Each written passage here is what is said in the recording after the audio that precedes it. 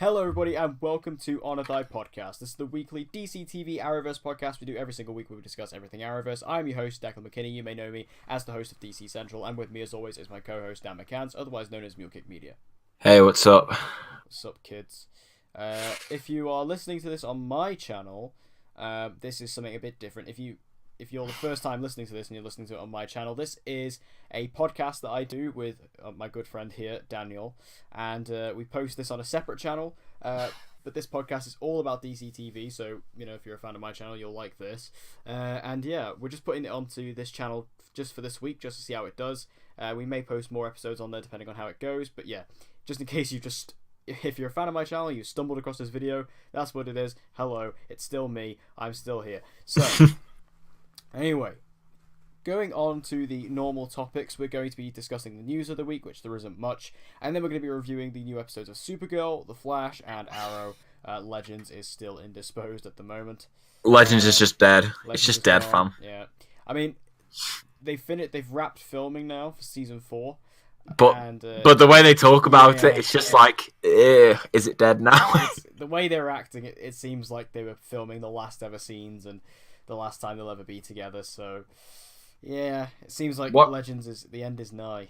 Watch this get renewed in 6 months' time and we look like absolute idiots. Yeah, I mean, I'll be happy if it gets renewed.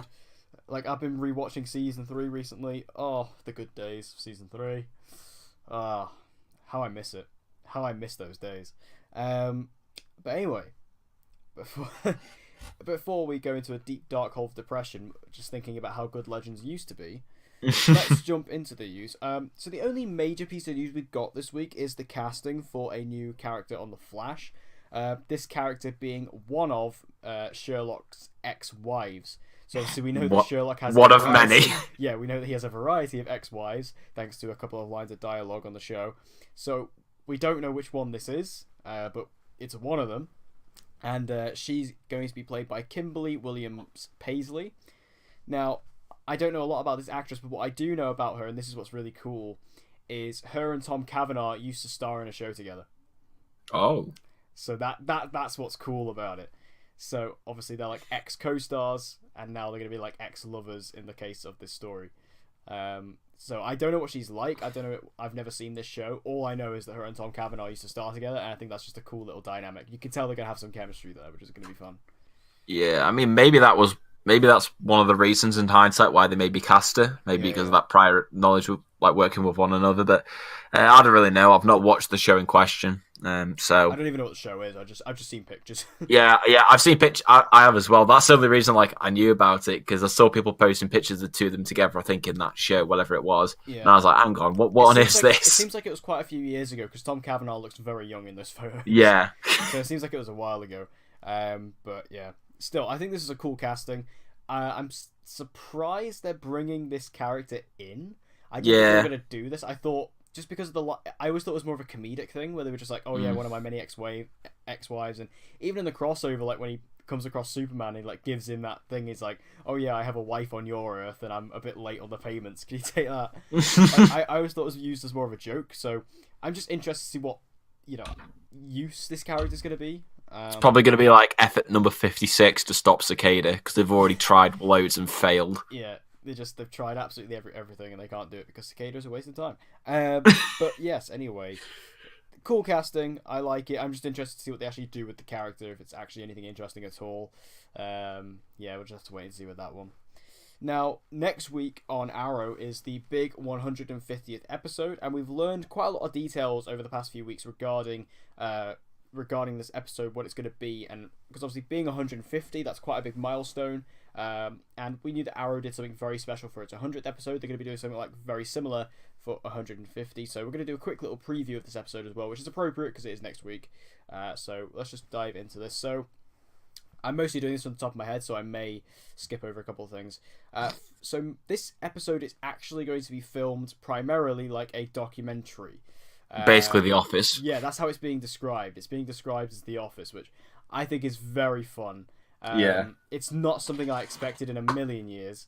Like, when I heard they were going to be doing 150, I was like, okay, well, they'll do, we saw what they did for 100. That was a really nice special episode. It's one of my favorite episodes of Arrow. I'm sure this will be really cool and special. We started hearing about other cast members who could be returning, which we'll get to in a minute. But they're doing it in a documentary style. I think that's hilarious. And they were talking about how characters are just going to look at the camera every now and then. Has to be Diggle. Got to Diggle. Diggle. That's going to be so great. Just Diggle just doing that look he does, at the camera every now and then. And even Oliver just I guarantee Oliver's going to get into an argument and just realise that the camera's behind him and just going to look at it and be like, for fuck's sake. It's just, even Renee, I could see having some funny ones. I think this is such a good idea. It's so fun. Especially because Arrow, I would kind of expect something like this on The Flash. I wouldn't expect it on Arrow. But I absolutely love it. I think it's a great idea. Yeah, I think the idea of it is just really, really clever. Just have something like this because, I mean, it's kind of goofy, so it kind of goes back to kind of Green Arrow source material in that obviously it's quite a light-hearted comic book. So kind of going back to that with the documentary, I think this is going to be awesome. I just think, especially with the cast that you've got and the amount of good opportunities they've got for this, like I say, if they just have Diggle constantly staring into the camera every 5 minutes, I'll be completely fine with it. Even if he's not the focus of the shot, you can just see him looking at the camera off center. That'd be just brilliant. There's so many good opportunities for offhand comedy here that I think it's going to work really well. And also they're basically going to be going around, because I think the documentary is being called The Hood and the Rise of Vigilante or something like that. And it's also going to be following around interviewing the characters. So we're getting interviews with all the major cast members, not actually as the cast, but obviously as the characters. So it'll be with Oliver and with Diggle and what have you. And they're also going to be bringing back some characters who have been on Oliver's team in the past. So, Thea is the biggest rumor to be coming back. Willa Holland, it's pretty much confirmed at this point. She's coming back for this episode. My boy Ragman has been rumored to come back, which rumored, not confirmed. Just gets me so hyped. Even if we just get one scene with Rory, I'll be happy. And then there's also other rumors for characters like Roy.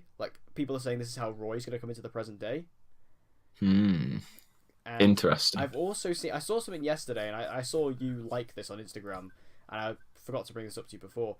So Katie Cassidy posted a picture of her and Katie Lotz together, and on Instagram, and in the location it said Star City. Do you know what photo I'm on about? Do you remember this? I literally didn't hear a word you said because you just cut out on my end. Oh, well. So, you would have seen this on Instagram yesterday because I saw you like it. So Katie Cassidy posted a picture of her and Katie Lotz together. Yeah. Do you know which one I'm on about? I think I do. Is it the one? They've got face masks on. Yeah. Yeah. Right. So in that photo, did you see what the location was? On Instagram. No. So on Instagram, you could put a location on of where you are. Oh yeah. It says Star City. Oh. So is Sarah in this episode, or is she coming back in the? Because they're filming I think they're filming episode 15 or 16 at the moment. So does that? So maybe Sarah comes back. Yeah, is Sarah coming back at some point? Oh damn! Oh my god. Okay, what about if this is the final season of Legends and Legends? Oh no, but that doesn't work because Legends. I was about to say if Legends ends and then Sarah comes straight back to Arrow, but then that wouldn't work because Legends is gonna finish after Arrow, I imagine, won't it? Yeah. Yeah. This whole schedule for Legends just messes everything up. That was a perfect opportunity there. I thought I had a hot scoop. But anyway, Sarah could be coming back, and she was on Oliver's team, so, and she was part of the Rise of Vigilante. She was the first Canary, so it could happen. Ray, maybe, as well. Ray was technically on the team for a bit. He could be on there. There's so many different opportunities for different characters here. But I think it's Thea and Ragman. They're the main ones that have been rumoured at the moment. And then, Roy, because obviously Colton Haynes is on set, so they can get him. Yeah, that's easy enough to do that one. Yeah, so I think this is really cool. I think this is so exciting. Also, it's going to be narrated by Kelsey Grammer. They've gotten Kelsey Grammer on the CW. That's insane. The guy who played Beast. This is so awesome. Just the fact he's going to be narrating this entire thing. And it's weird because the promo for next week's episode has none of this stuff in it. Yeah, I mean, there's only a little bit where it's based on the camera movements, you can kind of tell that it's in a documentary style, but it doesn't make it very evident. Which maybe they've done that because maybe they feel as if they show it as a documentary, maybe like to casual viewers, they might not enjoy that, or it might feel a bit weird to them. Yeah. So I'm guessing they may be hiding it from them just for the sakes of marketing. Yeah, because like the whole thing seems like completely different, which is interesting. But even that promo as well, like, you know, it's showing a lot of this like anti-vigilante thing we're gonna be seeing. But we'll get into that later because it links into the Arrow episode. Also, William's coming back in this episode, which, as in the actual young, you know, Jack Moore. I don't need this. I don't need this in my life. I'm surprised. I didn't think we were ever going to see him again. Yeah. I thought Felicity sent him off and that was going to be that. I didn't think we were ever going to see him again. And it seems like he's sticking around for a few episodes after, which... like, they must have been so much better without him. They must have listened to your prayers. I've never had any prayers. I've been perfectly happy with the Ben Lewis older William in the future storyline. I've been much happier with that. And I've been very vocal about this. I just don't think Jack Moore's a good actor. I'm sorry. I don't like to say that. I don't like to say bad things about if he goes to Heroes and Villains, I want you to say this to his face. Don't say he'll go to Heroes and Villains. Hey, you never know. You never know. That'll just be him setting himself up for failure because he'll go there and nobody will get his cue. What, you mean like Mechad Brooks? If he gets more people than Mechad Brooks needs to retire. Honestly, do you genuinely think people would be queuing up to meet Jack Moore? I wouldn't. Maybe. I know I said I want to get pictures with every single Arrow cast member, but I can leave that one out of the group. This man's not holding back. I'm not. I'm on fire. I don't need this kid in my life. He can just go away. My god, this is child cruelty. This is, Declan. I'm not happy about this. Well, technically, I'm still a child myself, so yeah, I'm all good. My arse is covered. So anyway, that is Arrow 150. Obviously, we'll do our big review for it next week when the episode airs. It looks to be a very fun episode. I'm excited about it. Very, very excited. I'm just interested to see what they do, what characters they bring back, and just this documentary thing is just going to be so fun. So bring it on. I'm excited about it. So let's move over to our reviews. Supergirl, Suspicious Minds. Was that this episode? No, this was something. No, you're thinking of episode 10. Oh my. Last week. Hang on. Oh What's this my. episode called? I actually don't remember. This is how unprofessional we are when it comes to Supergirl. We just lost all interest in it. We don't even remember these episode titles now. Everyone's used to it at this point. Everyone who watches this podcast should not care a single bit for Supergirl. If you care about this Supergirl, just watch the DC TV show. That's the perfect place for you. Yeah. This is not the place for it. If you want passion for Supergirl, go over to Ben's channel. Alright, this episode was called Blood Memory. Just remembered. That's the one. Yeah. Okay. So, first thing I want to bring up about this episode, right? Why is Justin Claiborne in it? Yeah, we've had discussions about this. This was so weird. Like, I was watching it and I saw this guy and I was like, where do I know him from? Yeah, I was like, that's what I mean. His face. I was like, where is he from? And I thought he was from another CW show because I was like, because he has the CW look, and I was just like, where is he from? And I IMDb'd it, and it's Justin Claiborne. The funny thing is, when I first saw him, in the scene where they go into the house and they meet the mum and dad, I don't know why, but for a second I thought it was the actor who plays the calculator, Felicity's dad, and I was like, oh no, don't have Felicity walk through. Yeah, and then I thought, is that the guy who's playing Caitlin's dad this season? Yeah. And then I looked it up and I was like, Justin Claiborne. I mean, the reason I hate this episode even more is the fact that you had the perfect opportunity to make it Justin Claiborne so we could have an Adrian Chase cameo. We could have had Josh Segarra. It would have made sense. 38 Josh Segarra. Oh, God's sake. I hate it when this happens. When you have one of these things when they're just so lazy. You're like reusing actors, yeah. Like, it'd be fine if this wasn't in continuity. But it is. Like, this is in the Arrowverse. So, like, technically this would be the Earth 38 Justin Claiborne. But then that doesn't line up with Arrow, so it's just like... And obviously, I know they didn't put that much thought into it, but did they really think that some people wouldn't notice? like dedicated fans of all the show. I mean, to be honest, I haven't seen anybody else talk about this, so I guess I haven't either. So I guess they have got away with it. I guess it's because of the fact that it's because we have such a boner for Arrow season 5, and the specific episode that he shows up in, that image of his face will just be ingrained in our memories. Yeah. Like to be honest, when I saw him, it just completely distracted me for the rest of the episode. Yeah, I couldn't focus because I'm like, how is Justin Claiborne here, but he's not Justin Claiborne on Earth 38? And also, where is his son? It's weird. Like, I don't know if you ever saw this as well, but in Captain America: Civil War, the woman who like talks to Tony Stark and basically says to him, the one who's like, "Oh, you killed my son in Sokovia" or whatever. Oh yeah. That's the same actress who plays Mariah in Luke Cage. Oh yeah. Again, it's just God. weird. Like, it's just one of, like, again, it'd be fine if this was like Riverdale or something. That'd be, but it's not. Like, this is in the Arrowverse, so it doesn't work in continuity. Anyway, that's just it. Doesn't mean we're not even talking about this episode. We're just bantering on about Arrow and Supergirl. Yeah, it doesn't matter. It doesn't mean anything. It was just something I noticed that I found amusing. So anyway, the episode starts out with Red Kara once again. I guess that's just what we're calling her now. Yeah. So she's doing some more training, and she basically has a bit of a nosebleed. It's just a casual nosebleed, as you all do. And she gets taken away into the medical bay, and then we don't see her until the end, so we'll get back to that. So what a fucking useless scene, apart to set up these random powers that suddenly come out of her for no reason. Like, what was this? Did she have...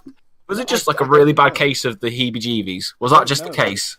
So she just starts like having a meltdown, and then all this energy comes out, and for no reason. Drugs. Now, for no reason. Yeah, the drug storyline was awful. I hated this. Because it was the characters I hated the most. Like, these dealers... These junkies are just like, they're just so awful and so irritating. Just like, oh yeah, man, we can sell this for some money. It's like, no, it's so bad. Characters, and then so this drug, when you take it, it turns you into this. Basically, it turns you into the Hulk, essentially, where you turn big and angry. You turn into the Abomination from the Incredible Hulk. Yeah, that's basically what you turn into. And then you go around killing people. The CGI was awful as well. Yeah. Oh my! I was laughing when I saw that first scene where it's like when they first give it to them, and then the guy's just turning into. Oh my god! Now, even though this was terrible, I will say I was surprised that they tied this into the main story, but we'll get to that. But the actual, I hated this storyline, the drug storyline. Just to be 100% transparent, I didn't hate this episode. I actually thought this episode was alright, but this one side. No, Declan. We need to stop praising pieces of shit. I'm going to explain myself when we get to the end of this review. No. Anyway, I hated this side of the story. I thought it was dreadful.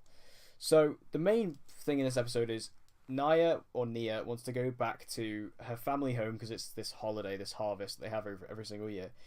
So because we really care about her. Because we really care about her meeting her family. But she's becoming a superhero, Dan. But why is she becoming a superhero? She could only see the future. Why does that constitute having a bloody costume?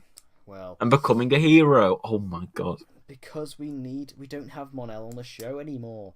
He's never coming back. He's never coming back. He's dead. So we go down there. We go see Nia's family, and apart from the eerily similar Justin Claiborne, we have other like the mother, and there's the sister as well. So the mother is like, well, she's dying essentially, and she keeps seeing these visions that one of her daughter is the next dreamer. Now, this is one of the things that needs to be established before we kind of go forward, is every generation in this race of people, one female from each generation becomes the dreamer. Is that right? Although I probably was imagining this, but I remember, if I remember correctly, there was a piece of dialogue where they say it can potentially skip a generation. Yes, I believe that. Yeah, I think I remember that. Yeah. Yeah. So, yeah, that's the setup. So she sees in the future that her daughter becomes the dreamer. And obviously we know that Nia has these powers. We know that Nia's the dreamer, but she hasn't told her family that she has the powers yet. So her sister believes that she's going to be the dreamer. And she is, because it would make complete sense. when you think about it, but we'll get to that. There's a bit of dialogue towards the end of the episode, which we'll get to. But she's like just waiting, and she's confused, like, why don't I have the powers yet? Why isn't this happening? And this kind of all culminates when her mother dies, and Nia sees from a spider bite. From a spider bite. Yeah. Like when I saw the spider thing, I thought, is this like some kind of metaphorical thing that she's seeing in the dream? But no. Oh no. But it's not. No, it's just a spider bite. No, it's just like, too venomous. I mean, like, where you living, man? Australia? Like, tarantulas walking around. So she dies, and and then there's like this funeral. They have this funeral, and the funeral gets attacked by Agents of Liberty, which are still around, or Children of Liberty, which are still knocking around this place. Even though this place is supposed to be like a place where everybody lives in harmony, aliens and humans. But for some reason, the Children of Liberty rock up and try. They failed to explain this. Like, maybe if they'd established that the Children of Liberty were maybe tracking, like, a suspected like alien activity. Like, but I don't know. They don't explain it. Just show up. Like, yeah. Kara and Nia's sister are just having like this convo, and they look out to the left, and there's just like a couple of Children of Liberty standing around, and it's like, oh, okay, so they're here too. But yeah, no explanation for this place that's supposed to be full of prosperity. No, there's a couple of Children of Liberty knocking around. So anyway, the Children of Liberty, they just completely knock up this lovely ceremony for this old woman who died, and Nia sees it coming in the future and saves her sister. But her sister's incredibly ungrateful about this, and she's like, "Oh, you didn't tell me that you're the dreamer, right?" So, okay, this was all fine. Like, in regards to like character drama, I didn't mind this. I thought this was all right because I thought this is kind of, it makes sense.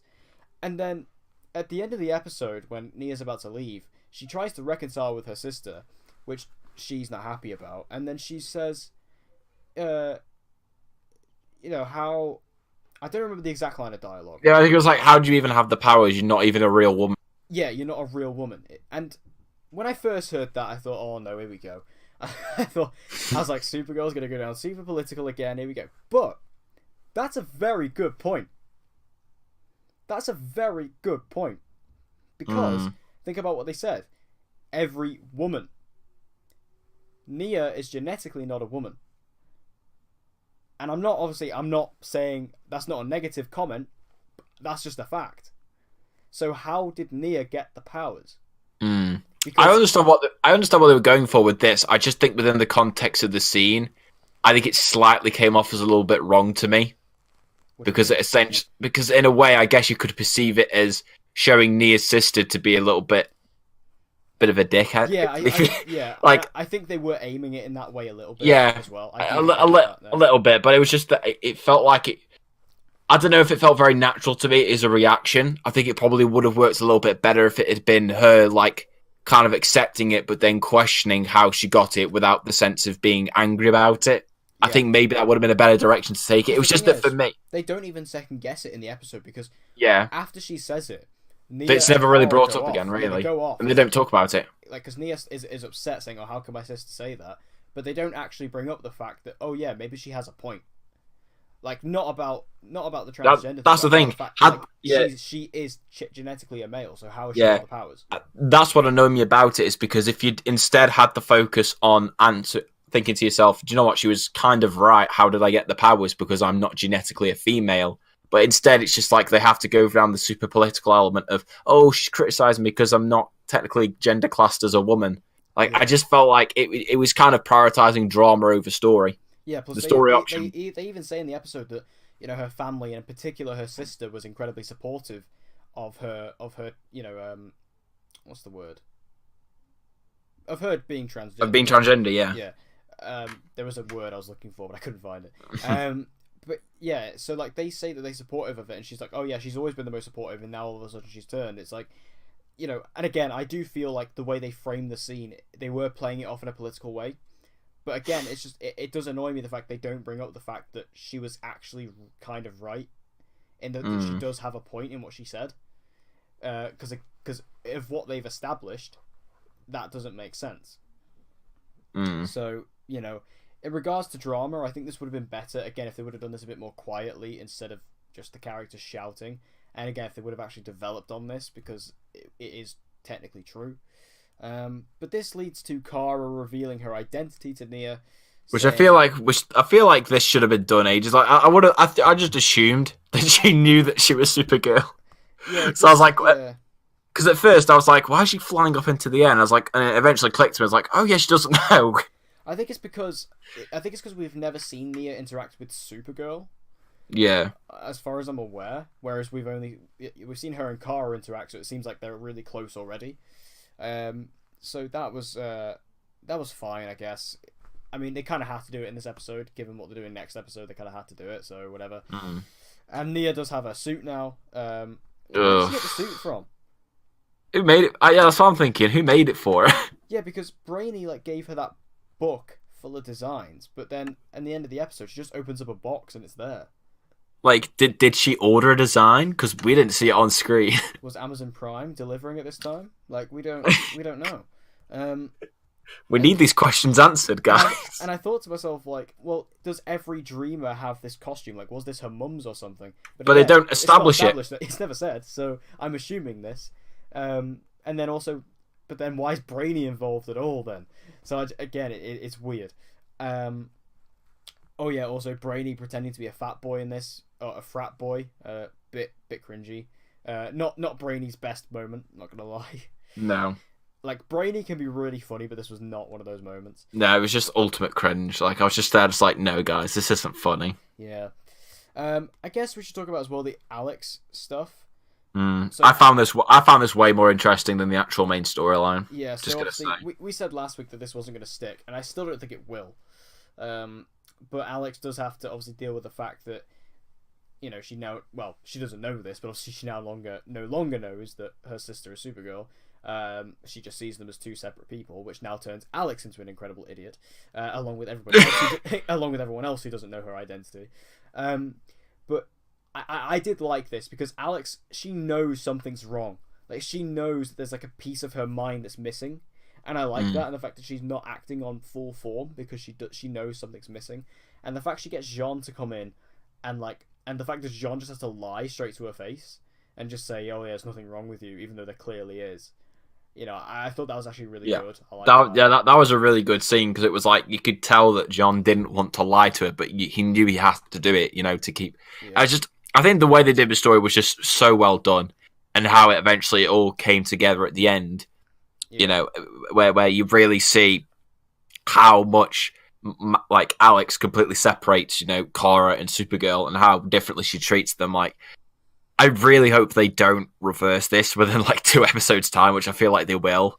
Yeah. Because I would really love to see this play out more, because it's really interesting. Yeah, because she was being quite hostile to Supergirl, which is quite interesting, because obviously... And one of the points I really like that sort of John brought up to Brainy is that, Alex's whole vision of the world was shaped by the fact that Kara was an alien and the fact she had powers.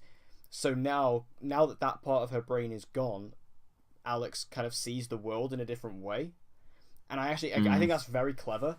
I like that idea because it is very true.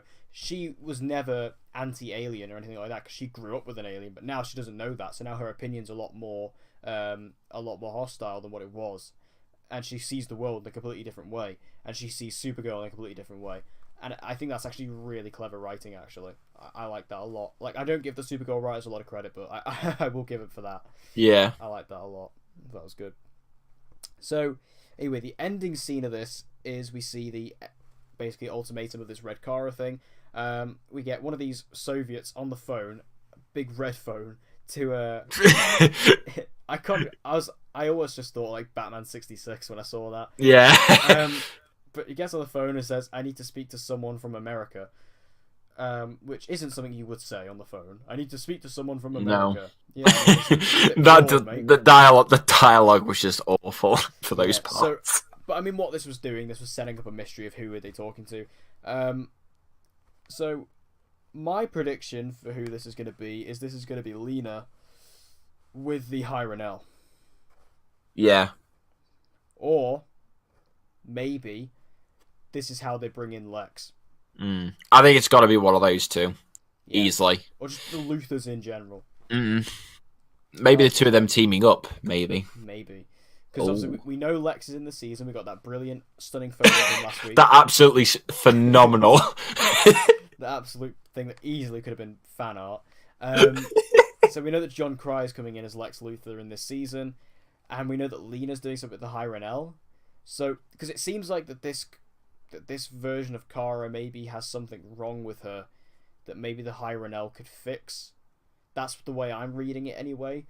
But that's very similar though to Overgirl in Crisis on Earth X. Like she needed like a new heart, and they had to get like that. See, this ain't original, man. They're just ripping off what they did 2 years ago. Yeah, I mean, it could be completely wrong here. This person from America could be a complete rando, but it's just that's the way I'm looking at it. Especially because I've been looking for ways this season which Lex is going to come into it, and this seems to make a lot of sense. Yeah. So. Yeah, like the only other way I could see maybe Lex coming into it is if it's like related to Lena's Hydronel like powers, and she's kind of like struggling on it, and she realizes she needs like Lex's help with it. Yeah. That's the only other way I can imagine Lex coming into it. But I think this would be more interesting. What's weird about Lex as well is that he's in prison. Like that's what we know about him. He's in prison, so yeah. Like, what was he in prison for? I guess. This is the problem with them not doing Superman so heavily, is that we don't know what happened to Lex, because it's like... Yeah. I guess Superman... There's probably a line of dialogue like back in Season 2 or something that explains this, but obviously I don't remember Season 2. Nobody should, for the right reasons. So because Superman was in 3 episodes of Season 2, so maybe he explains it that maybe like he captured Lex and he put him away or whatever, but yeah. Lex is in jail, so they're going to have to get him out some way. And if it's connected to this, then that would probably make the most sense. So, overall thoughts, I didn't hate this episode. I thought it was alright. I think half of it is okay, the other half is pretty bad. So how does that make it okay then, if half of it's okay and the other half's bad? I don't know. Talking about it now, it's gone down in my estimations. I convinced you again. This man wins the debate. But I mean, the thing is, it's just like, do you think Supergirl's getting better? Slightly, but that's only because episode 1, 2, and 4 were genuinely so abysmal. They were like something else. It was almost like they looked at season 1 and were like, do you know what, guys? Let's set ourselves a name. Let's just make the show so incredibly awful that nobody will ever want to watch it again. And granted, they almost... Because season 3 was actually kind of decent in some ways, and they thought, oh no, we can't let them take that as standard. We are quick. Gotta burn showrunner quick. Gotta burn it to the ground before it rises. But no, I mean, so from that perspective, this is better. It is still, however, really, really, really not that interesting to me. Like this episode, I would only honestly give maybe a 4.5 out of 10. Like I just don't find it interesting. The only thing that interests me this entire season, story arc wise, is Alex. And Agent Liberty. Can I just say this? I love Alex. Yeah, I really do. I think Alex has been the best character. I think Alex has been the best character. Part of this show, and she has been for such a long time. Like, and it's funny just because I thought Alex was like a really bad character in season 1. Yeah. In season 2, she just steps up, and now, yeah, season 3 she got better, and season 4, yeah, she's easily the most interesting part. Easily. Yeah. They've definitely like done a massive U-turn on the character from season 1. It's definitely works because, like I say, the 3 characters mainly for me that are making me stick with Supergirl are her, Agent Liberty, and Win. No, not Win. Sorry. What's his name? Brainiac. Those 3 for me are the 3 characters. If you take all the 3 of those characters out, I would be done. I would be absolutely done. Like, I can't even say that I love Kara as a character because I don't know, but. You know, she's had no development since like season 1. Has she even had development? Any meaningful development? That's what I mean. Like, since season 1, like, there's been nothing. And, like, season 1 doesn't have anything, so it's just like... God damn. Kara's, like, a really underdeveloped character. Like, really. Yeah. Damn, this is just really depressing to think about. Yeah. Like, it's crazy the fact that your main character, your lead on the show, has had no development at all. Kind of very similar to Doctor Who Series 11. Firing shots at Doctor Who. This is when you know you're not. Nah, just watch Doctor Who Series 1 to 10 instead. Fuck Series 11. Well, This isn't a Doctor Who podcast, and I'm nowhere near as experienced in Doctor Who to be able to talk about it well. That's why on my Doctor Who podcast I have an expert with me. So yeah. But yeah, overall, I'm the same. I didn't really. I mean, compared to the part of my language shit we had earlier on this season, it is an improvement, but it's still not good. I'm just excited for next week because Agent Liberty's coming back next week. So. Yeah, I've missed Agent Liberty these two episodes. Like, it's just been such a massive mispresence. Like, it's just, can we just have him be the main character, please? Yeah. Plus, he's the best. He's the best. He is the best. Sam Witwer, I love you. The goat. So let's move over to the Flash now. This is where we're gonna have a bit of a split opinion because, similarly, if you remember all the way back to the very first episode of Honor Thy Podcast, where we reviewed the episode of Arrow Season 6 known as The Dragon, we had a complete split where I didn't think the episode was particularly too great. Dan absolutely adores it and bums it to death. I don't bum it to death, man. I'm just saying that your opinion was wrong, which everybody who I've seen who's commented on that and has sent me messages online agrees with me. Well, so it seems like we have a similar situation here with The Flash Season 5, Episode 12, Memorabilia. I overall liked this episode. I'm not saying it's the greatest episode of all time. Nah, you were going around online parading like it was the greatest thing. Yes, you were. It's great. I'm just saying it's good. You have blinded yourself to the fact that this season has been so disappointing that you see one episode that's maybe a little bit better and you're like, oh, it's really good, Dan. It's really, really good. Well, maybe that is the case. But either way, I had a good time with this episode and I thought there was some cool stuff within it. So the opening scene in this episode is essentially just fluff. We have the entire team out on the ice rink, and this scene is full of nothing except for the point that Tom Cavanaugh is a bloody amazing skater. And so again, this scene is pointless. I have to say though, I thought this was hilarious. Like just Sherlock running around. It was funny, but again, pointless. Did you know Tom Cavanaugh used to be an ex-hockey player? Yeah. That was the reason why I found it really funny that it was like he's just there doing all these extravagant moves because he's already used to using ice skates. It's because they're all just really struggling and trying to talk, and he's just going around on his own, skating around the whole. I want to go back on this episode in the credits, and I want to see if Tom Cavanaugh is listed as the ice skate coordinator. Probably was. It was just funny, just because even in some shots, he wasn't even the main priority. That you could just see him in the background, just flying around. I thought it was great.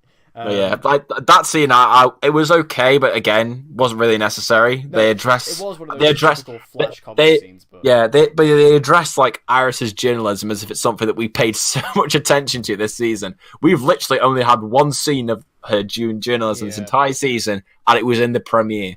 This is what I don't understand. This is the problem with this, yeah. Because they have this whole thing where Ralph is like, oh, yeah, this other guy who is in the same building as me, his place is open, so you can have it. And at first I was like, are they talking about an apartment? What are they on about? I was like, because they have a perfectly good apartment. And he's like, oh no, I can use it as an office. My blog has been bringing in enough revenue. Whoa. Bring it back a minute. Well, if we're talking about blogs, we got to go all the way back to season 4. I ain't seen one since you posted that shitty blog about, what was it? The Thinker. Devoe. Yeah. That made no sense. At all. Posted Devoe to the sea. Devoe can't hide from us anymore. Yeah, they brought so Iris is like, oh yeah, the blog's been bringing them enough revenue so we can buy an office. We haven't seen this blog this season, I don't think, except for maybe episode 1. I don't remember seeing this blog, and it's just. But apparently, I didn't know Iris was still doing a blog. No. I thought, what? Where's this come from? It's just I was so confused. I was like, since when was Iris doing a blog again? Yeah, she did it in season 4, but we've never heard of it in season 5, as far as I'm aware. And it's just and then she's like, oh yeah, I'm just rich and I can buy this office. Okay. I just feel bad for Candice Patton, to be honest. Yeah, it's she's given these lines and I bet she's there in the back of her mind thinking, why are we not showing the audience this? It's she was promised that in season 5 Iris would be going back to the journalism thing, and she was so excited about it, she was talking about it all the time, and now anytime anybody asks her about it, she just really quietly disregards it because she knows that it's just not happening. There's even another line in this episode where Barry comes in and she's like, oh, I shouldn't focus on the blog. I want to focus on just Team Flash and defeating the cicada. And then even Barry's about to say something, but then like his phone rings, and it was just like such an obvious line that it was just like clearly this is what the audience want as well. Because like Barry was about to say like something like, no, you should focus on the blog, but then he gets cut off, and it's just like they were about to say what the audience wanted to say. This show needs no showrunners. We need new showrunners fast, man. I've been saying this for ages. Like all this season, we need. I'm sorry, Todd Helping, you need to go. We need someone new. We just need someone fresh, a fresh idea to get something going in here. But we're actually going to talk about season 6 in a little bit because there's something that comes up in this episode that potentially hints at what we could see in next season. So one of the storylines in this episode is Ralph basically says to Cisco, "Oh yeah, I have an informant who could teach us about cicada." So they go to this bar, and it's basically just Ralph trying to make a friend with Cisco, and he just wants to go out for a drink with Cisco. And it turns out the cicada he's on about is a band called Cicada. Yeah. I won't lie, that scene was actually quite funny. Yeah, that with was him. Because this was actually like good Cisco humor. Like this reminds me like back good Cisco humor. Like this worked. Yeah. And I have to say once again, I've been saying it for ages. I'll keep saying it. They just know what they're doing with Ralph this season. Yeah. It's like the opposite James Olsen. They just know what they're doing with this character. The anti-James Olsen. We didn't even speak about anything he did in the Supergirl episode because it was so relevant. He literally just had one of his people coming to him. I've seen some things about some experiments. Literally, the entire episode is like 2 scenes with him going, "All right, I'll investigate it," and then he does it. And right at the very end, just like, "Oh, I found nothing." Wow, useful. She's like, "Oh yeah, you need to look at it." It's like, "Okay, I'll look into it." And then he goes to Lena, and he just doesn't. He's like, "It can wait." He says, "It can wait," and then he just doesn't say anything. Yeah. Oh my god. Thug life moment there. We put that episode to bed. But yes, Ralph, they know what they're doing with this character this season. I'm happy. Yeah. But this was basically a setup again for potentially Cisco leaving the show because we see that he meets this bartender named Camilla, who, well, they exchange digits, and so Cisco now has a new love interest. But yeah, Cisco defo leaving now. I saw it and I saw it and I was happy for Cisco, but then I was reminded that this is probably how I was gonna leave. Just gonna leave with her and I'll cry. It's gonna be weird when he goes. It's gonna be so weird because the Flash will feel like it's missing something. It's gonna be missing a huge part of the show, that being Cisco. It'd be like in Arrow, like if Diggle or when Diggle actually goes. You mean when Diggle eventually dies, like we always say he will, in every season death prediction? Been saying it for like 4 years. But yeah, I'm just sad, but I'm happy for Cisco. You know, he deserves a nice woman after Gypsy left him. You know, rip the best relationship in the Arrowverse. I'm still not over that relationship. I'm still not over it. Yeah, everyone talks about Olicity and everyone talks about Caramel. Nah, Gypsy and Cisco, that's goals right there. But Camilla seems pretty cool. I just hope obviously they don't focus too much on this and they just kind of have it going on in the background. So if they do that, fair enough. I'm sure that's going to be fine. And then Cisco basically... So this is what I didn't understand. So Cisco comes up with this conclusion that, if you have twins and one's a meta and one's not, and then they just kind of go off into some weird Flash science like they do. Yeah. That this can create the cure. Like, so what? Does Camilla have a meta-twin? Did I miss this dialogue? I think they referenced, that she does have a meta-human twin. Maybe I just wasn't paying enough attention. But, like, I just, like... Because, like, they're talking to her, and then he's just like, "Oh, that's it!" And I'm like, what? But, yeah, so... Basically, Cisco's found, like, the final missing piece to the meta-human cure now, which... Due to the end of the episode, we see that Barry is basically going to complete the cure with him and say, we're going to use this against Cicada. So if we take away Cicada's powers, he basically can't kill. But we all know this ain't going to happen until like episode 22. Yeah, because we all know that Cicada's still around in the next few episodes. So yeah, that was okay, I suppose. I didn't mind the Cisco and Ralph stuff. I enjoyed it. I thought it was nice. Just very, very good moments, and I think it's just some of the best writing we've had for those two as characters for me. Like Cisco especially, because I just think the way they've written in this season, like you say, has been a little bit weird for me. Yeah, it was nice. It was a nice little moment. Then the other storyline we have is basically Sherlock gets this massive machine de mémoire, which is a memory machine, and Iris knows French apparently. So we have this machine, and they bring it in to find. Because basically they said, okay, we're gonna wake Grace up, right? Cicada's daughter. We're gonna wake Grace up. But how do we do this? We need to go into her memories. So yeah, they have this thing where two people need to go in at once. So Sherlock, being the devil that he is, goes, all right, well, chuck the two speedsters in. Barry and Nora makes sense, right, Nora? So, and this memory machine exposes all your memories as well. So Nora's thinking, yeah. Also, I just want to note as well, they do actually have a Mad Hatter reference when they miss the machine, because it's like Jervis Tetch, which I found was really awesome, especially because I watch Gotham, and it just makes me think of him in there. Yeah, I was thinking like the Arkham City one. And I was like, it's like, we got 2 Batman references in this episode. We'll address the other one when it comes up, but we got 2 Batman references down. Yeah. It was cool seeing that. It was just cool hearing that. And also, like, another interesting point about this scene as well. Sherlock says he got it from Earth 212 or something. So yeah, the Infinite Earths thing is. I mean, we kind of knew this obviously because we are getting Crisis this year, but it's just weird how they've gone from like 52 Earths, and then in Elseworlds we've got Earth 90, and now Earth 212. I think it was. It's 200 something.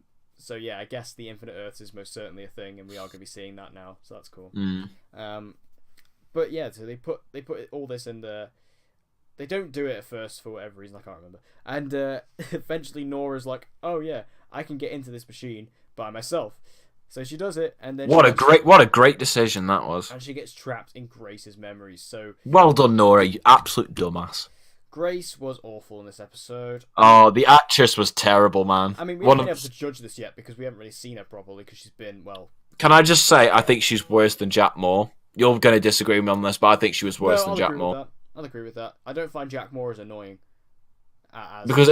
Because at least sometimes when Jack Moore is monotone, he's acceptable. Yeah. In this, she was terrible because they gave her so much emotional dialogue and she was just terrible.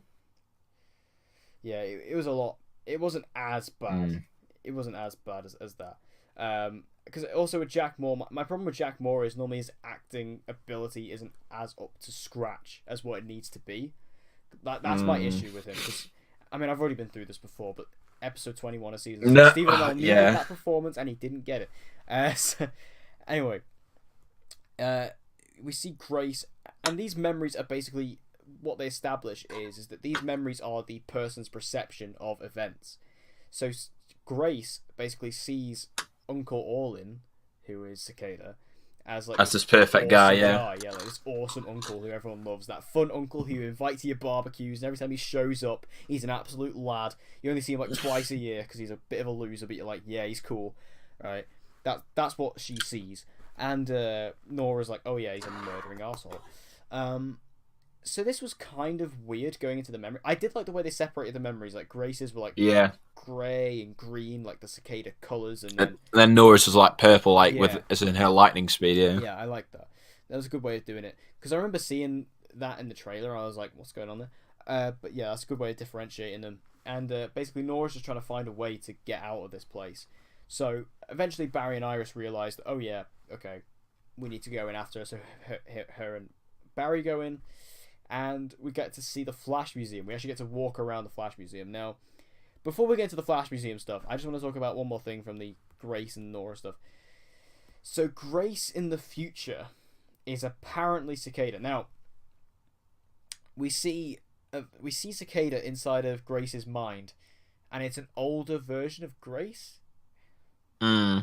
So, and then there's a later scene where we see Captain Singh talking about how Cicada went away and then came back.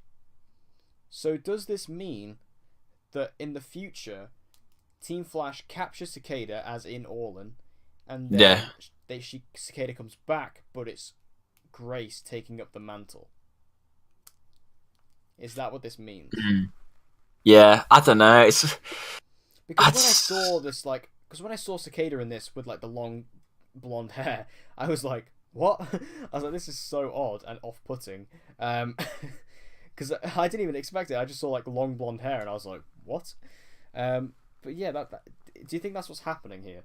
I think that's what they're setting up, but it just felt like it was very strangely done to me. Like, it was very, very weird. It feels Because pointless originally, because I can't see them ever actually doing this. no, because it's just like, even if they did, it would only be for like a few episodes, and it would kind of just make the whole thing completely irrelevant. If they maybe had set this up earlier, and then like halfway through the season, like they defeated like Orson, and then they had Grace take over the mantle of Cicada, maybe that would have made more sense. But I think they've kind of gone past the date of when they could really do that. So for me, this it feels very strange how they're doing it, and it kind of, if that's what they're going to go with, it kind of in a way negates Orlin as a character. Yeah, it just feels weird to me because I can't see them ever doing this, even in this season, because it's obvious. Because all this season is about is changing the future. Yeah, and because obviously Cicada has already showed up so much earlier than he was meant to, and it's a completely different person than what it was meant to. So, yeah, or is this just Grace like imagining the future? Because even in this episode, like in her head, she says basically her equivalent, all metas will die, when she's like, oh yeah, oh god, daughter of the Flash will pay, I will make whose delivery was worse, hers or Chris Klein's? Whose delivery was worse? That's a very tough question. See, the thing is with Chris Klein, he's good when he's just being normal. Like, yeah, like I don't mind him in the scenes when he's just being Uncle Orlin.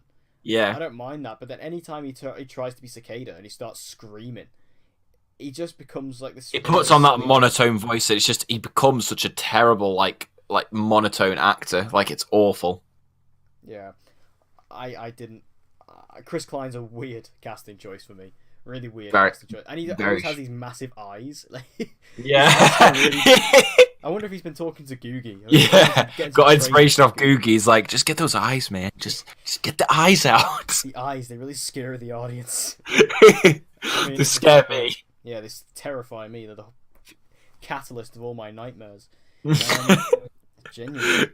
Not only just the fact of Googie's eyes, but just Googie in general. It's just the catalyst of all my Arrowverse nightmares. So yeah, all that stuff was kind of weird. But Barry and Iris, they go into the Flash Museum. Now, this was cool, being in the Flash Museum. Like, we've kind of heard about this all season. We've been wondering it, because we kind of thought we were going to see it this season, and eventually now we do. It was cool being about seeing all the Flash memorabilia. This episode is called Memorabilia. It was funny because a lot of them are just like DC products that you can buy in the real world. Yeah. Like, there was like loads of like action figures I saw that I saw that, yeah, and stuff like that.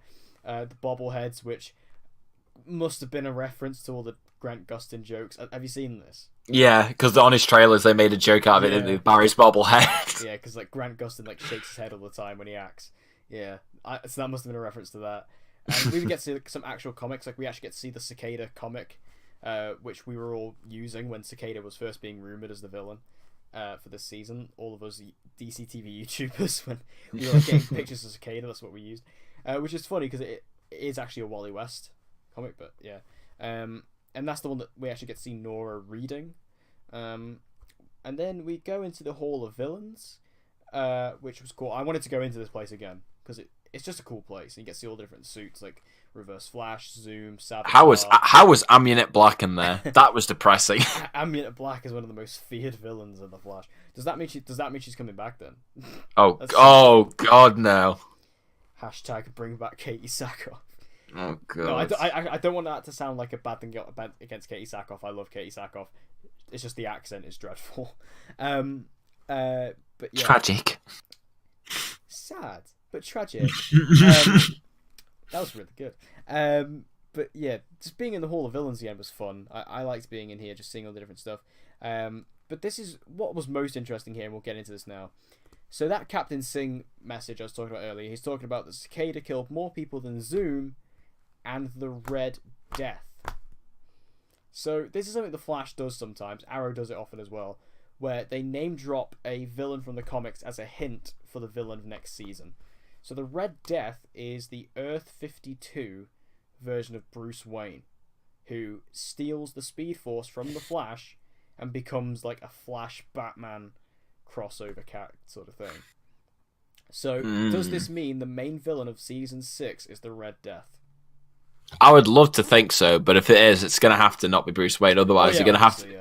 Because otherwise, they're going to have to do camera cuts left, right, and centre so they could give me a seizure like they did in the Titans finale. Man was watching that fight scene, and man honestly was like on the floor, foaming from the mouth, body was shaking everywhere. Them strobe lights, man. That was like an out of body experience. It's like anytime you have Bruce Wayne on camera, the camera's just flipping all over the place. This just entered Peter Berg Mal 22 mode of editing. Median shot length 0.01 seconds. Yeah, obviously they're going to change it. What would be amazing, and they won't do this, but say if Arrow was over, wouldn't it be amazing if it was like Oliver Queen? Oliver, oh. Wouldn't that be amazing? That'd be... Because really, that is what this should be. Because Oliver Queen is essentially the Arrowverse's Batman, even though Batman now exists.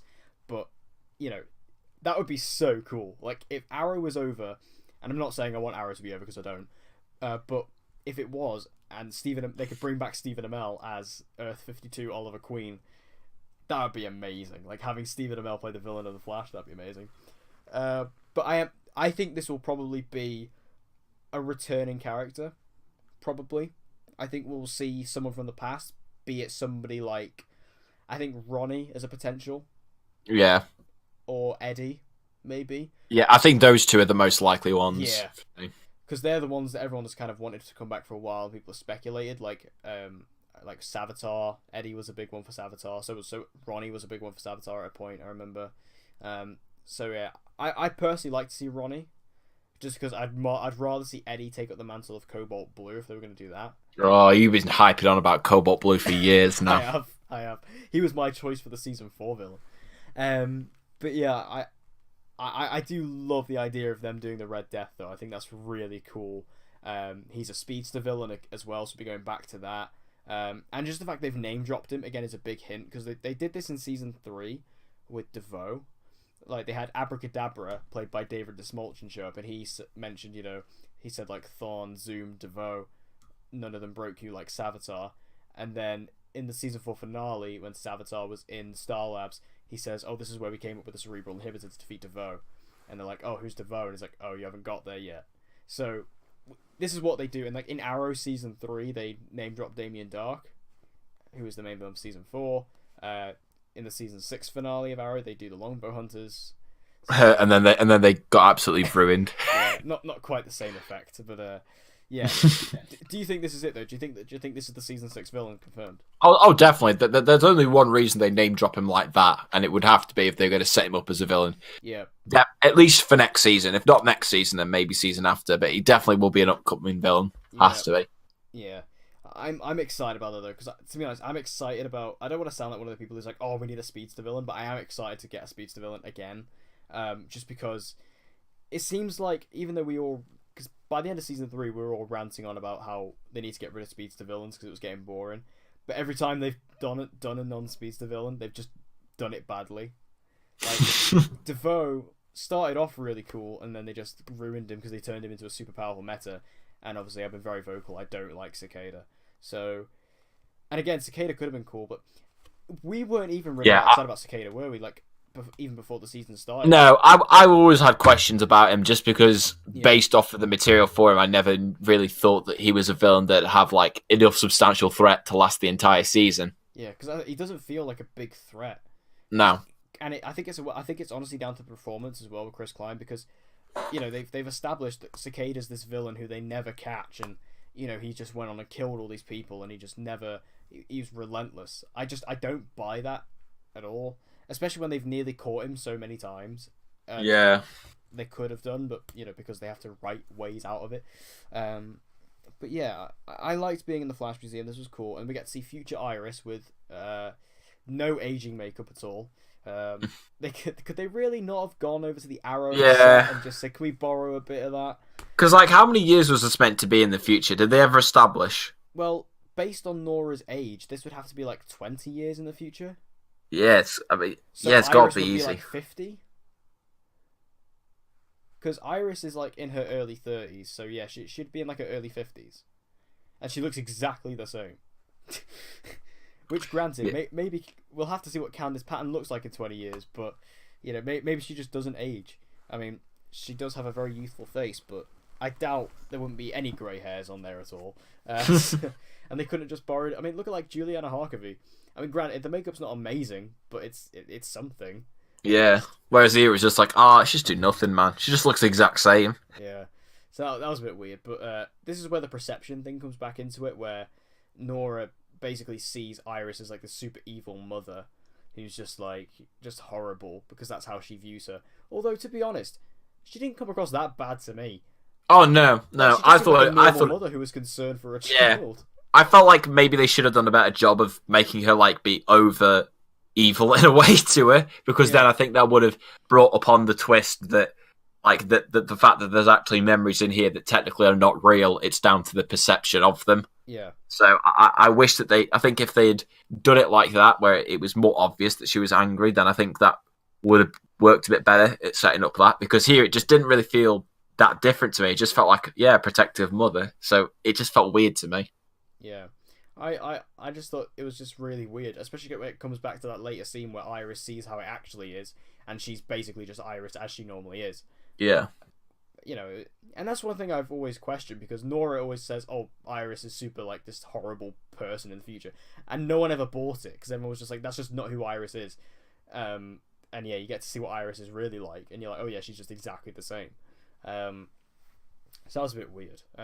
This whole perception thing was interesting, though. And then we get to see the Reverse Flash suit walking around with no body in it. I did like that. That was really cool. Because basically, they basically come up with this thing where if a mind doesn't like the intruder, then they bring out these defense mechanisms. And Nora's defense mechanism is the Reverse Flash, which again should have been a major red flag for the team. But again, Team Flash is just dumb because they can't figure this out. But I thought it was really cool though, just seeing the Reverse Flash suit walk around with like nobody inside it. I thought that was really cool. Although later on when Barry's fighting it, like there is someone inside of it. Yeah, that's what didn't make sense to me. It starts talking, and I'm pretty sure it was Tom Cavanaugh. Like, I think it was. Yeah. But then it was like they go to the Thinker's chair and they use all that stuff. Like it just felt weird to me, that whole section where it was just like they had the Reverse Flash suit like empty, which was fine. But then all of a sudden someone appears in it, and then Iris is using the Thinker's chair to do all that stuff like that. It's just like it was just weird, man. It was so weird. It wasn't explained very well. Poor explanation skills. Tends to be the case. But I did enjoy all that. I thought it was cool. Just being in the Flash Museum was interesting, just because I've wanted them to do it for a while, just to explore it a little bit. And the hint of the Red Death is fun. I do like when we get like little hints like that. So anyway, all this is wrapped up, all of it's resolved, and they realise that, okay, we're going to stop Cicada by doing this metahuman cure. But Iris does also open up her office. Out of absolutely nowhere. Yeah, it just happened. She opens up her office next to Ralph's office. So now they're all working together. Even though it looks exactly like Ralph's office from season 4. So they're just reusing the same set. And like I said last week, I'm pretty sure it's the same set they're using on Supergirl for Jean's office. So yeah, they're just reusing sets over and over again. And then we have the end scene where Nora basically just sends messages to Eobard Thawne. And Sherlock nearly drops her in it and then doesn't. I really thought it was going to happen. I was like, the way this is going, like, come on. Man's just teasing now. He's just teasing, but at least now he knows, because he asks like Barry like what was the defense mechanism, and obviously Barry says the Reverse Flash. So I think by the end of the next episode, he's going to figure out like about Earth 1 Reverse Flash and the whole history about him. And I think he'll put 2 and 2 together. Yeah, I just think this is cool. But then we do sort of see though that Nora isn't actually evil, basically, because she's like, oh, I'm doing this to protect my parents, and I'll do anything to protect the ones I love, like Grace did with her father. Like, so we still don't really know why Nora is working with Eobard Thawne, but it seems like she's doing it to protect them in some way. Yeah. We just don't know what that means. It could be a threat from the future, but she's also doing it to stop Cicada as well, she said. So it's just adding to the mystery, really. It's weird. It was funny. I was watching Crisis on Earth X Part 1 last night. I just sort of had it on in the background. And it was weird just seeing Nora in that episode. Like, all of this stuff started back then. It's crazy to think that was so long ago. Yeah, and it's Nora weird. was around back then. It's odd. Um, Also, just one thing to bring up about Nora. This is nothing against Jessica Parker Kennedy. I think she does a great job with what she's given. But why do they write her like a 10-year-old? Yeah, It's like really she's so annoying. stupid. Like the way, like her mannerisms and the way she acts sometimes, it's just really strange. Yeah, like I honestly find Nora like really annoying now. Yeah, And like I didn't because used to like. I thought she was all right in the Yeah. first few episodes, but as it's gone on, she's just slowly become more and more annoying to me, which I think is a shame because like you said, they started her out with such promise, and now it's just like every week she's doing something stupid, and it's just unbelievable. Like I agree with what you say. Like they just write her like such a young child, which maybe is their intention, but it just comes across very poorly in the writing for me. Yeah, I think she's very annoying, which is a Yeah. shame. But there we go. I think that's pretty much I think that's everything summed up for this. Do you have any other thoughts? This episode was not very good. It was an average episode for me. There were parts about it that I liked. I liked, the whole aspect of going into people's memories and things like that. It was just that I didn't enjoy, like, a lot of the Iris stuff. Just felt very strange to me. The whole sequence with them fighting the Reverse Flash, turning into a Reverse Flash, was also strange. Grace was awful in the episode. Her actress was terrible. Chris Klein was awful. The whole Grace is cicada twist was a bit strange to me. It's just there were parts about it that I liked, but there was so much that I just annoyed me about this episode. It's not the worst one of the season. Definitely not. Nowhere near as bad as last week's episode. But I don't think it was anything that special. But again, I'm not the only person, because I have seen online the episode's been quite divisive. So it's nice to know I'm not the only person who thinks this. Yeah, because personally, I thought this episode was good. I thought it was good. Not great, but I thought it was good. I thought it had some interesting stuff going on. I liked diving into the memories, seeing the Flash Museum. I liked the Cisco and Ralph stuff. But just all the stuff with with Nora and the continuing hijinks with her, I don't particularly enjoy anymore. And I kind of just want Sherlock to just completely expose her and drop her in the shit. And I really thought they were going to do it, and they don't. So, yeah. Anyway, now we'll move over to the best show, the one and only Arrowverse show that's keeping this ship afloat. Is Arrow Season 7, Episode 11, Past Sins. I just watched this episode again for the second time, just before recording this. So I think the first major talking point about this episode is that our boy, John Diggle, David Ramsey, directed this episode. This was his directorial debut. This was the first ever episode directed by a cast member for Arrow, I believe. So yeah, what do you think? I think David Ramsey did a great job with this.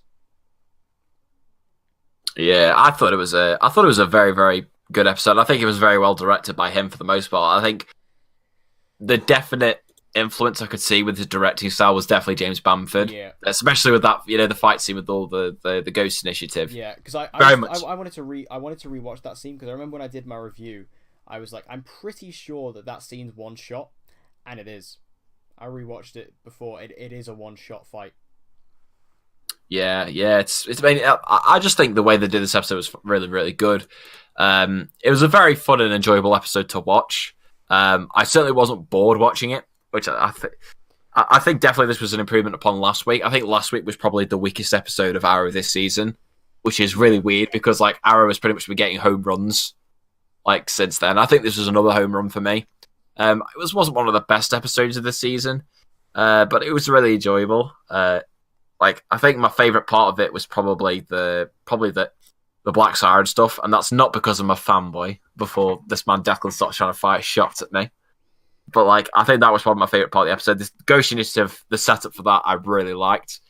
Also, it had me completely shocked at one point when I thought they killed off Curtis. I was like, "What the heck?" Yeah, I I was like, "What?" Yeah, so the Suicide Squad stuff was really cool. So we can't call it the Suicide Squad. Sorry, the Can't Ghost call Initiative. We'll get copyright strikes by DC. I'll tell you who we didn't get copyright struck by last week. The people we didn't get copyright struck by Pitbull. Oh damn! So you know what that means. Yeah, you say that now. When we. Oh no, we're not doing this again. Oh my god. We can listen to this all episode and not get struck. I don't need this. Yes, you do. I I don't know how long don't. this goes on. We're listening to the whole song now. No, we do not need this. This is why you come to the DC podcast.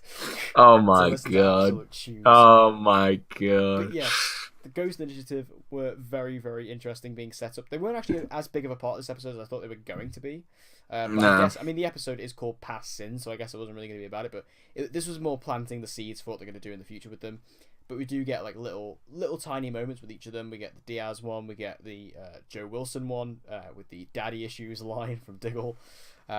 Which I saw a tweet earlier today that said Arrow a summary, and it was just still going daddy issues, which is very good. China White gets one. She looks very different from when we last saw her. I don't know Yeah. if that's just me. And then we get the devil that is Cupid. Oh my god. Why did they not bring Bronze Tiger in? Yeah, and also we were saying, or maybe Cupid will be better. No, She's not. No, she's awful. Not necessarily the actress, just the character is so bad. Anyway, but yeah, there's a really interesting moment when Diaz, you think he gets the upper hand, and he breaks out of his like bed cell, and yeah, you think he kills Curtis. I was like, whoa, what? Like he just kills Curtis, and I was like, I genuinely sat up in my seat and went, no way. No way have they just done this, because it was so random and it just like came out of nowhere. And also because I think me and you were probably the same, but we heard the news that Echo Kellum hadn't been spotted on set for ages. Yeah. So I was like, what is this? Why is he dead? Did Curtis just die right now? But no, he doesn't. But I have to say, I love this. I love the fact that Curtis has invented this VR like chip where like it just sees like it allows the villains to get in their heads, because this is what Curtis is good for. This is why he should be a good member on this team, is the really clever tech stuff like this. This is why Curtis is a really good character, and this is honestly one of the best uses of Curtis on the show ever. Like this is so clever, and this is why Curtis is unique as a character. He doesn't get to show this often, so I love this. I thought this was fantastic, and Kirk's performance once again was legendary. Kirk's just always amazing. Like he just always is. But he was very much like front and center when it came to like, especially out of all of the Ghost Initiative members, it was very much he was the main focus of it, which I loved. And just seeing him scared shitless when he wakes up from that VR dream, was funny. Yeah, that was good. So much anger inside such a little man. Someone you're actually taller than for once. I'm actually not. He is actually taller than me, Kirk. What a shame. Say that. Man's still a midget. But that one shot fight scene though with the squad was pretty cool. That was really cool. Especially because what I loved as well is Blake Neely's score. The way the music changed for each character, like when it got to China, it was a very Asian inspired thing. Cupid had her theme. Joe had like the Slade death theme. Really cool. I love that. It was only like a moment that lasted like no more than 15 seconds, but it was really awesome. I loved it. Yeah. All that stuff. By the way, Blake Neely, where is the Arrow Season 6 score on Spotify, alright? It is now January 2019. We've been waiting 3 months for this, and we still don't have it. So annoying. Like, I really need to listen to that dragon theme on repeat. If the dragon episode gave us anything, it was that. It was that. So, anyway, that's all the Suicide Squad stuff, I think, for the most part. Very cool. I enjoyed it. Now, let's dive into the Laurel stuff. This was great. Yes. We've been waiting for this. I mean, I don't know, because they've said that we were going to be getting Laurel backstory on this. I don't know if this is everything. I hope this isn't. I hope we get more of this throughout the season. Because we actually get a scene on Earth too. I mean, you can't really tell the difference, but no, it's not like the flashbacks or the flash forwards where they change the camera or anything like that. Like, it is pretty much just as it's normally filmed. But being on Earth too, I thought was really cool. So Laurel has this stalker who's going around, and it's actually, she sees it as a person from Earth 2 who killed Quentin. And obviously this brought back some bad memories for me. Imagine if they just had flashes of Quentin. You would have been crying. I couldn't handle it, me. So this character on Earth 2 was the drunk driver who got into a car accident with Quentin and ended up in Quentin's death on Earth 2. And she believes that this person is stalking her because Laurel on Earth 2 actually killed this person. So she's like, oh, I didn't kill him. He actually survived, and now he's on Earth 1 hunting me down. This was really cool. Just going into Laurel's backstory, like honestly, this scene or this particular storyline made me tear up. Like the scene where she confesses to Felicity the story, I thought was really well done. Katie Cassidy Rogers, I should say now, did a great job in this. Like Laurel's so good this season. Like they're just everything about her is great, and who would have thought, a few years ago, that one of the best parts about the show is Laurel and Felicity teaming up. Like they're so good together. Yeah, they have probably in terms of like pairing, like they were so unlikely because I never thought those two would work together as well as they do, and they're probably one of the best pairings. Yeah, and stuff. They were never. Like they were always good together, but they weren't. They always made an effort to keep them separate, because they didn't want they didn't want Laura taking a Felicity. That was why. But like those two together are fantastic, and I think Black Siren has probably been my favorite character this season so far. Yeah, in general, like just the way that they've done it, it's been fantastic. Best Schwartz is the best MVP. Like just the way that she's been writing, especially the female characters this season, I think has been a lot better compared to especially season 6. Yeah, like just such a big step up, especially like I say with Laurel and Felicity. The way she's done those two have been fantastic, and just like all of their scenes together. Like if we know, obviously we're getting a Birds of Prey like style episode coming up on Arrow, and I think those two definitely have to be a part of it. Like Felicity is the Oracle, and obviously Laurel is the Black Canary role, because they just work so well with each other. I think it's gonna be Laurel, Felicity, and Dinah. I reckon. Yeah, it's gonna be. That's what it's got to be. There's especially the ending scene in this, or one of the ending scenes where you have Laurel and, that was real. That's I really like that as well. Like, as long if they keep on teasing that, like I'm completely down for it, because I just love the idea of it.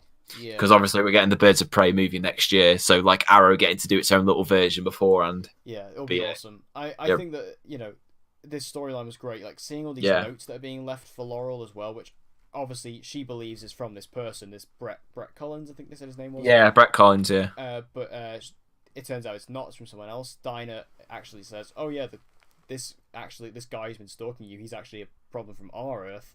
But we have him in custody, and he's a massive anti-vigilante guy. So what he was actually doing was tormenting Laurel because he sees her as the Earth 1 Black Canary. Yeah, because obviously on Earth 1, everyone knows that Laurel Lance is the Black Canary. Yeah, and which I thought was cool, because you actually find out that as well that the Earth 2 version, it didn't actually die. Well, no, they say he actually is dead. Oh, did they? Oh, I thought they said he was in. I thought they said he was in prison. I thought they. No. I didn't know. The Earth 1 was in prison. Sorry.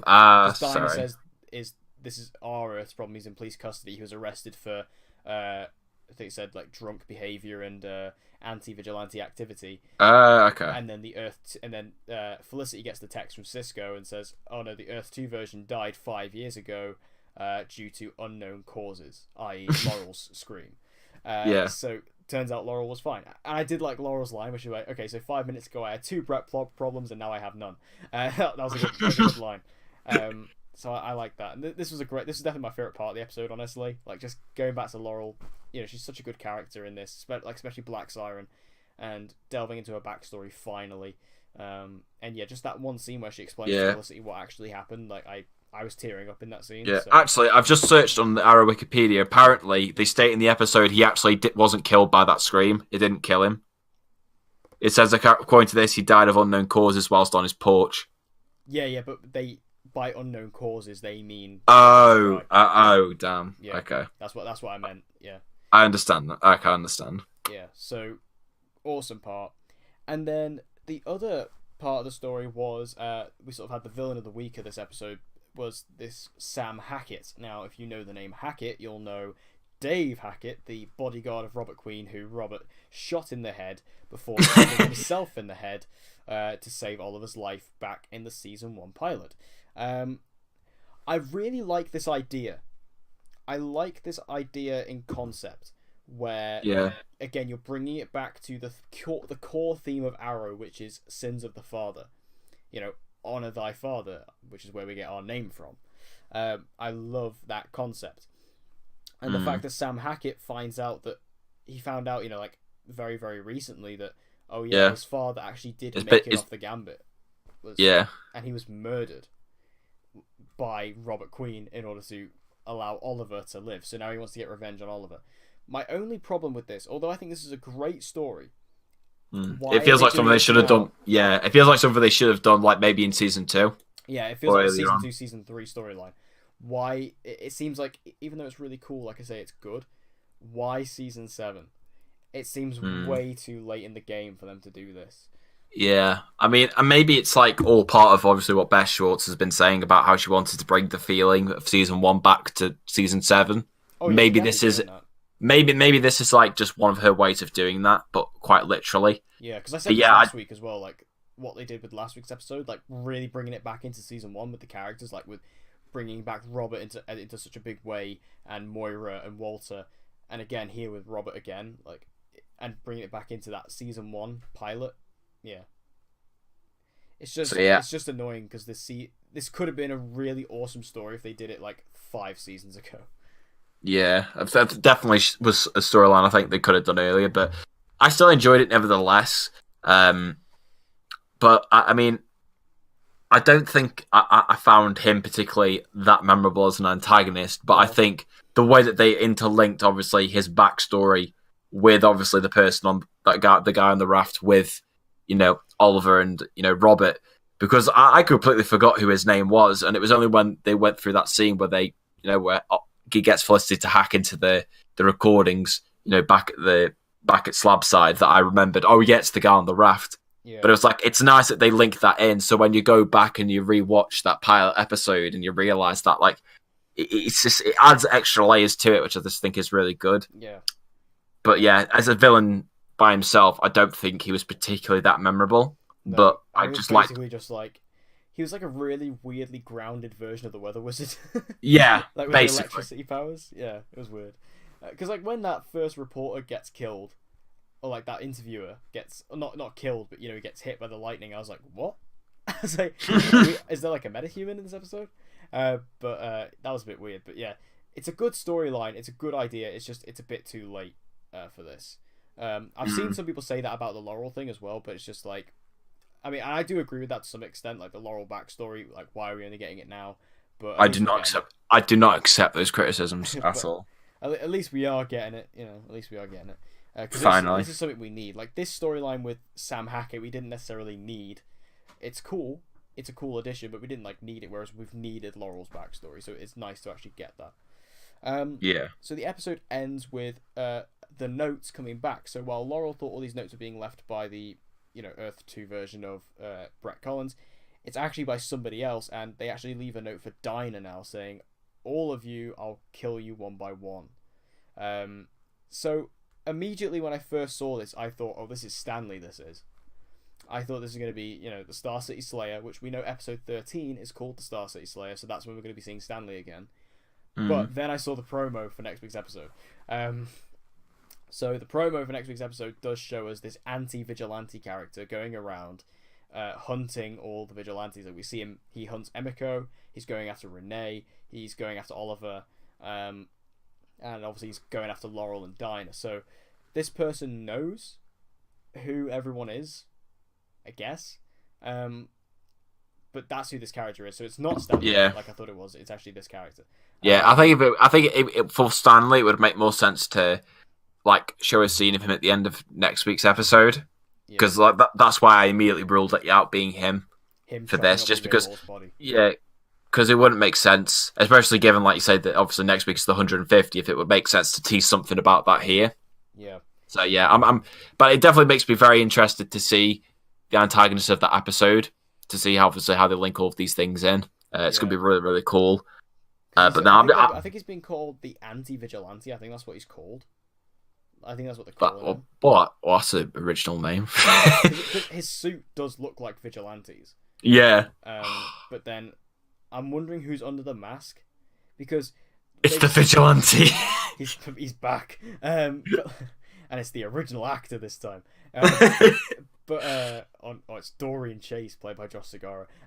Dorian Chase. But because Beth Schwartz has said in 150 we're going to be introduced to a major new character, so it could be whoever's under this mask. Although I think it's a lot more likely going to be Dante, Yeah. That's who I think is more likely. But I have to think, like, surely whoever's under this mask must be kind of significant, because how do they know, like, who? Actually, I guess they don't. Well, they must do, because if they're leaving a message for Dinah, they must do. So yeah, I'm very. How do they know? Yeah, I got a lot of questions about it, but I have faith that Bess Schwartz will answer all these questions. Yes, I mean, she's been answering all my questions when I've read them thus far. Yeah, yeah. Let's just forget the fact that Googie's writing next episode. Let's just erase that from our memories. Let's just move on from that and try and figure it out. Yeah, it's just a bit weird, because, like, then we just need to wait till next week to see who this character is. But yeah. Episode 13 is the Star City Slayer, so we are getting Stanley then. So hopefully we can see a nice cameo from Uwe Boll. Uwe Boll. Get that. If we can get Kelsey Grammer, we can get Uwe Boll. I'm gonna write to Best Schwartz will make it happen. So yeah, I think that brings us to the close of the Arrow episode. Yes, very good episode. Very very enjoyable. Better than last week's. For David Ramsey's directorial debut.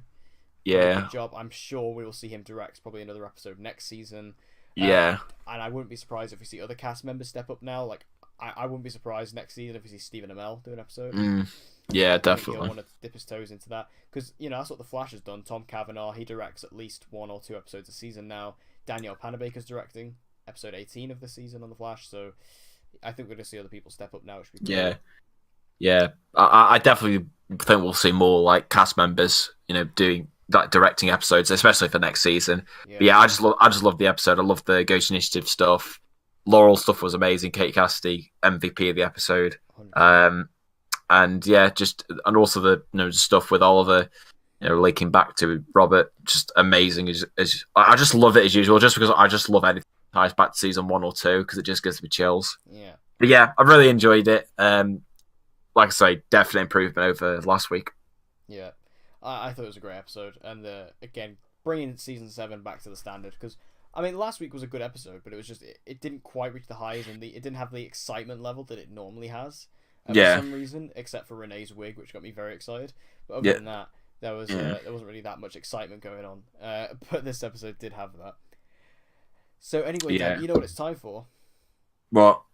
You know what it's time for. I don't. It's time for a new segment. Oh no! I'm dropping this in. I haven't told him about this. Don't worry, it's nothing too monumental. This new segment including Who Won the Week. Who won the week? Yeah, and this this is pretty bloody easy. This is. Okay, go on then. Supergirl. Obviously, and if you want to know what our opinion is for every single week of the Arrowverse of Who Won the Week, it was Supergirl. I mean, Supergirl wins just seems so incredibly awful that it's an achievement. Yeah, like it's so incompetent that it's actually baffling and amazing. Thank you guys for listening. Yeah, obviously it was Arrow, but just under no circumstances will Supergirl ever win in this category for the rest of this season. I'm going to make that bold prediction right now. Yeah, I mean, every week in the past and every week going forward is going to be Arrow. Because, like I say, this isn't really a new segment. I might continue doing it, I might not. I'll probably forget by next week. So, yeah, I've literally just come up with this on the spot now. So, yeah, I'll probably forget this by next week. But anyway, that does bring us to the close of this episode. We want to thank you guys for listening to this episode of Underline Podcast. This is actually one of the longest ones we've done in a while, going on an hour and a half now. Harkening back to the good old days, mate. 2-hour podcasts. Boys. So, anyway, thank you guys for listening. We hope you enjoyed it. Make sure you tell us your thoughts on these episodes. And if you see any other DC fans who think may enjoy this type of content, make sure you go share it with them. And as always, I've been Dec. I have been Dan. And we hope to see you guys again next week. Stay shway. Stay shway.